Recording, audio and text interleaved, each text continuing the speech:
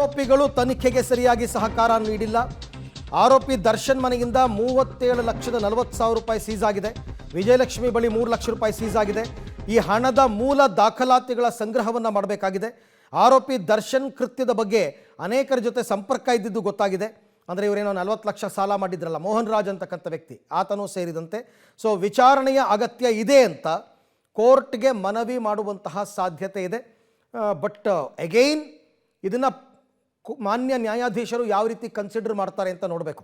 ಯಾಕೆಂದರೆ ಆರೋಪಿಗಳು ತನಿಖೆಗೆ ಸರಿಯಾಗಿ ಸಹಕಾರ ನೀಡಿಲ್ಲ ಅಂತಂದರೆ ನೀವೇನು ಮಾಡ್ತಾ ಇದ್ರಿ ಇಷ್ಟು ದಿವಸ ಅಂತ ಕೇಳುತ್ತೆ ಕೋರ್ಟ್. ಅದು ಲ್ಯಾಬ್ಸ್ ಆಫ್ ದಿ ಇನ್ವೆಸ್ಟಿಗೇಷನ್ ಅಂತ ಅನಿಸ್ಕೊಂಡ್ಬಿಡುತ್ತದೆ.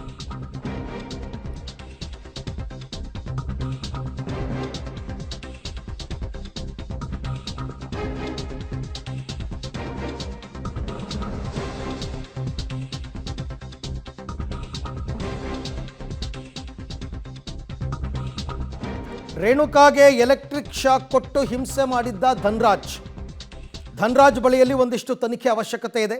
ನಟ ದರ್ಶನ್ ಮತ್ತು ಧನ್ರಾಜ್ ವಿಚಾರಣೆಗೆ ಒಳಪಡಿಸುವಂತಹ ಸಾಧ್ಯತೆ ಇದೆ. ಸಾಕ್ಷಿ ಸಂಗ್ರಹ ಮಾಡಬೇಕಾಗಿದೆ. ಅಂದರೆ ಆ ಕರೆಂಟ್ ಶಾಕ್ ಕೊಟ್ಟಂತಹ ಮೆಗ್ಗಾರ್ ಇದೆಯಲ್ಲ, ಅದನ್ನು ಕೂಡ ಇನ್ನೂ ವಶಪಡಿಸ್ಕೊಳ್ಬೇಕಾಗಿದೆ. ಹಾಗಾಗಿ ಕಸ್ಟಡಿಗೆ ಕೊಡಿ ಅಂತ ಕೇಳುವಂತಹ ಸಾಧ್ಯತೆ. ಇದೆಲ್ಲವನ್ನ ಕೂಡ ಇಷ್ಟು ದಿನ ಏನು ಮಾಡ್ತಾ ಇದ್ರಿ? ಈಗಾಗಲೇ ನಿಮಗೆ ಕಸ್ಟಡಿ ಕೊಟ್ಟಿದ್ದೀವಲ್ಲ, ಮೂರು ಸರ್ತಿ ಕೊಟ್ಟಿದ್ದೀವಲ್ಲ. ಅಪರೂಪ ಪ್ರಕರಣದಲ್ಲಿ ಮಾತ್ರ ಈ ರೀತಿ ಮೂರು ಸರ್ತಿ ಕೊಡ್ತಕ್ಕಂಥದ್ದು. ಈ ಬಗ್ಗೆ ಕೂಡ ಮತ್ತಷ್ಟು ಮಾಹಿತಿ ನನ್ನ ಕೊಲೀಗ ನಾಗೇಶ್ ಅವರಿಂದ ಪಡ್ಕೊಳ್ಳೋಣ. ನಾಗೇಶ್, ಇವಾಗ ಇವ್ರು ಬೇಕಾದಷ್ಟು ಹೇಳ್ಬೋದು, ಬ್ಯಾಲೆನ್ಸ್ ಇದೆ, ಆ ವಿಚಾರ ಮಾಡಬೇಕು, ಈ ವಿಚಾರಣೆ ಮಾಡಬೇಕು ಅಂತ. ಬಟ್ ಇಷ್ಟು ದಿನ ಏನು ಮಾಡ್ತಾ ಇದ್ರಿ ಅಂತ ಕೋರ್ಟ್ ಕೂಡ ಪ್ರಶ್ನೆ ಮಾಡುತ್ತೆ ಅಲ್ವಾ? ಅರವಿಂದ್, ಬಹಳ ಪ್ರಮುಖವಾಗಿ ಆರೋಪಿ ಆಗಿರುವಂಥ ಧನ್ರಾಜ್ ಈ ಒಂದು ಪ್ರಕರಣದ ತನಿಖೆಯ ಕೊನೆ ಮೂಮೆಂಟಲ್ಲಿ ಬಂಧನ ಮಾಡಿರೋದ್ರಿಂದ ಅವರ ಕಸ್ಟಡಿ ಅವಧಿ ಇನ್ನೂ ಕೂಡ ಬ್ಯಾಲೆನ್ಸ್ ಇದೆ. ಹಾಗಾಗಿ ಅವರಿಗೆ ಈ ಒಂದು ಸಮಸ್ಯೆಗಳು ಉದ್ಭವ ಆಗೋದಿಲ್ಲ. ಬಹಳ ಪ್ರಮುಖವಾಗಿ ಈ ವ್ಯಕ್ತಿ ಏನಿದ್ದಾನೆ ಕೊನೆ ಹಂತದಲ್ಲಿ ಬಂಧನವಾಗಿರೋದ್ರಿಂದ ಈ ಧನ್ರಾಜನ್ನು 2ನೇ ಬಾರಿ ಕಸ್ಟಡಿಗೆ ಪಡೆದುಕೊಂಡಿರುವಂಥದ್ದು.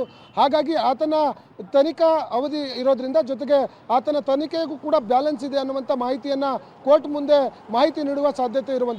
ಈತ ಈ ಒಂದು ರೇಣುಕಾ ಸ್ವಾಮಿಯನ್ನು ಕೊಲೆ ಮಾಡುವಂಥ ಸಂದರ್ಭದಲ್ಲಿ ಎಲೆಕ್ಟ್ರಿಕ್ ಟಾರ್ಚನ್ನು ಬಳಸಿ ಆತನಿಗೆ ಚಿತ್ರಹಿಂಸೆ ಕೊಟ್ಟು ಎಲೆಕ್ಟ್ರಿಕ್ ಶಾಕನ್ನು ಕೊಟ್ಟಿದ್ದಾನೆ ಅನ್ನುವಂಥದ್ದು ಈಗಾಗಲೇ ಆತನೇ ತನಿಖೆ ವೇಳೆ ಒಪ್ಪಿಕೊಂಡಿರೋದ್ರಿಂದ ಆತನು ಕೃತ್ಯಕ್ಕೆ ಬಳಸಿದಂತಹ ಎಲೆಕ್ಟ್ರಿಕಲ್ ಟಾರ್ಚ್ ಏನಿದೆ ಅದನ್ನು ಕೂಡ ವಶಪಡಿಸ್ಕೋಬೇಕು. ಮತ್ತು ಈತ ಕೂಡ ದರ್ಶನ್ ಬಳಿ ಏನಾದರೂ ಹಣ ಪಡೆದಿದ್ದಾನೆ ಅನ್ನುವಂಥದ್ರ ಬಳಿ ಕೂಡ ಮಾಹಿತಿಯನ್ನು ಕಲೆ ಹಾಕಬೇಕು.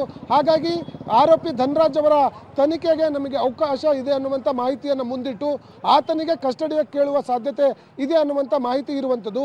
ಅದನ್ನು ಹೊರತುಪಡಿಸಿ ನಟ ದರ್ಶನ್ ಅವರ ಕಸ್ಟಡಿ ಅವಧಿ ಅಂತ್ಯವಾಗಿರೋದ್ರಿಂದ ದರ್ಶನ್ ಅವರಿಗೆ ಇವತ್ತು ಕೋರ್ಟಿಗೆ ಹಾಜರುಪಡಿಸಿ ನಂತರ ಪರಪ್ಪನ ಅಗ್ರಹಾರ ಜೈಲಿಗೆ ಕಳಿಸಿ ಅದಾದ ತನಿಖೆಗೆ ಅವಶ್ಯಕತೆ ಇದೆ ಅನ್ನೋಂಥದ್ದಲ್ಲಿ ಆತನಿಗೆ ಬಾಡಿ ವಾರೆಂಟ್ ಮೂಲಕ ಪಡೆದು ಮತ್ತೆ ಧನ್ರಾಜ್ ಸಮ್ಮುಖದಲ್ಲಿ ಕೂರಿಸಿ ತನಿಖೆ ಮಾಡಲು ಈಗಾಗಲೇ ಪೊಲೀಸರು ಪ್ಲಾನ್ ಅನ್ನು ಮಾಡ್ಕೊಂಡಿದ್ದಾರೆ ಅನ್ನುವಂಥ ಮಾಹಿತಿ ಈಗ ಸದ್ಯಕ್ಕೆ ಇರುವಂಥದ್ದು. Arvind, okay, thank you Nagesh, ತಮ್ಮೆಲ್ಲ ಮಾಹಿತಿಗಾಗಿ. ಗೊತ್ತಾಗುತ್ತೆ, ಯಾಕೆಂದರೆ ಅವ್ರನ್ನ ಕೋರ್ಟ್ಗೆ ಹಾಜರುಪಡಿಸಿದಾಗ ರಿಮ್ಯಾಂಡ್ ಕಾಪಿ ಕೊಡಬೇಕಲ್ಲ. ಈ 2 ದಿನಗಳಲ್ಲಿ ಏನೆಲ್ಲ ವಿಚಾರಣೆ ಮಾಡಿದ್ದೀವಿ, ಏನೆಲ್ಲ ವಿಚಾರಣೆಗಳು ಬಾಕಿ ಇದೆ, ಯಾರು ಕಸ್ಟಡಿಗೆ ಬೇಕು, ಇದೆಲ್ಲವನ್ನು ರಿಮ್ಯಾಂಡ್ ಕಾಪಿಯಲ್ಲಿ ಮೆನ್ಷನ್ ಮಾಡ್ತಾರೆ. ಹಾಗಾಗಿ ಆ ವಿಚಾರಗಳೆಲ್ಲವೂ ಕೂಡ ಗೊತ್ತಾಗುತ್ತೆ.